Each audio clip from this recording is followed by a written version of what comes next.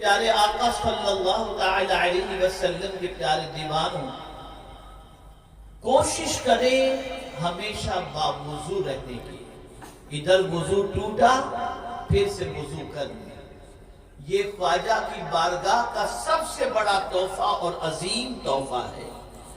میں اگر اس وقت آپ کے سامنے کرامتوں کا تذکرہ کروں یا سلطان الہند غریب نواز علیہ رحمت و رضوان کی عظمتوں کے تذکرے کروں تو سننے کے بعد آپ کی محبت میں اضافہ تو ہوگا اور ہونا بھی چاہیے، بلکہ پہلے سے آپ کے دل میں جو محبت ہے وہی محبت آپ کو یہاں کھینچ لائی ہے۔ اب اس محبت کے رشتے کو مضبوط کرنے کے لیے ضرورت ہے کہ ان کی تعلیمات کو اپنے سینے سے لگا لو۔ اور میں آپ کو وہ عمل بتاتا ہوں جو عمل صرف دنیا میں کام نہیں آئے گا بلکہ آخرت میں بھی کام آئے گا۔ آج خواتین ہوں یا مرد ہوں، اچھے سے اچھا چہرے کی صفائی اور خوبصورتی کے لیے کریم اور صابن استعمال کرتے ہیں کہ چہرے کا رنگ نکھر جائے، کھل جائے چہرے کا رنگ۔ لیکن میں آپ کو ایسا عمل بتاتا ہوں کہ کسی میک اپ کی ضرورت نہیں، کسی قیمتی صابن کی ضرورت نہیں۔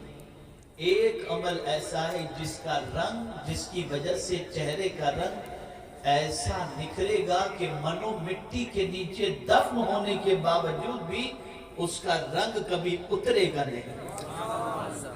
میرے آقا صلی اللہ علیہ وسلم ارشاد فرماتے ہیں کہ قیامت میں صفیں لگیں گی کم و بیش 120، لیکن اس میں سب سے لمبی، سب سے زیادہ صفیں امت مصطفیٰ صلی اللہ علیہ وسلم کی لگیں گی۔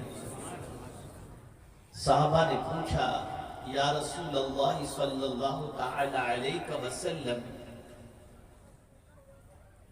بے شمار انسانوں میں آپ کیسے پہچانیں گے کہ یہ آپ کا امتی ہے؟ کیسے پہچانیں گے؟ اب اتنے بڑے مجمع میں ہی پہچاننا دور سے دشوار ہوتا ہے کہ یہ کون ہے، کہاں سے آیا ہے، کیا ہے۔ تو اس قیامت کے اندر جہاں انسانوں کا جنب غفیر ہوگا، آقا کریم صلی اللہ علیہ وسلم سے صحابہ پوچھتے ہیں کہ حضور قیامت میں اپنی امت کو کیسے پہچانیں گے؟ تو میرے آقا صلی اللہ علیہ وسلم نے فرمایا اگر چند کالے گھوڑوں میں کچھ سفید گھوڑے ہوں تو کیا ان کو پہچاننے میں دشواری ہوگی؟ کالے گھوڑوں میں اگر کچھ سفید گھوڑے ہیں تو کیا ان سفید گھوڑوں کو پہچاننے میں دشواری ہوگی؟ صحابہ نے کہا نہیں۔ تو میرے آقا صلی اللہ علیہ وسلم فرماتے ہیں قیامت میں اپنی امت کے وضو کرنے کی وجہ سے ان کے اعضاء کے چمک سے میں پہچان جاؤں گا کہ یہ میرے امتی ہیں۔ یعنی دنیا میں انسان جو وضو کیا ہوگا اس وضو کی وجہ سے نہ قبر کی مٹی اس وضو کی چمک کو مٹا سکے گی، نہ صدیاں گزر جانے کے باوجود اس وضو کی جو ہے وہ تاثیر کو اور اس کی نورانیت کو مٹی مٹا سکے گی، بلکہ آقا فرماتے کہ قیامت کے دن اعضائے وضو کے چمک سے میں پہچان جاؤں گا کہ یہ میرے امتی ہیں۔ یہاں سے یہ بات سمجھ میں آئی جو ہمیشہ باوضو رہتا ہے اللہ اس کے وجود کو چمک والا، روشنی والا بنا دیا کرتا ہے۔ اس لیے آج یہاں سے یہ سبق سیکھ کر کے جائیں اور اپنے گھر جا کر اپنی گھر والیوں سے، اپنی بچیوں سے، اپنی بیٹیوں سے، بہنوں سے کہیں کہ کھانا جب بھی بناؤ تو باوضو بناؤ، اور آپ بھی اپنی زندگی باوضو گزارنے کی کوشش کریں۔ اب فائدہ کیا ہوگا؟ فائدہ یہ ہوگا کہ آپ ایسے بن جائیں گے پاک رہنے کی وجہ سے کہ کوئی آپ سے محبت کرے یا نہ کرے، اللہ آپ سے محبت کرے. کہ میرا رب فرماتا ہے ان اللہ یحب التوابین ویحب المتطہرین، کہ بے شک اللہ توبہ کرنے والے اور پاک رہنے والے سے محبت فرماتا ہے. تو میرے پیارے آقا صلی اللہ علیہ وسلم کے پیارے دیوانوں، ایک حدیث عرض کر کے میں اپنی گفتگو کو ختم کرتا ہوں.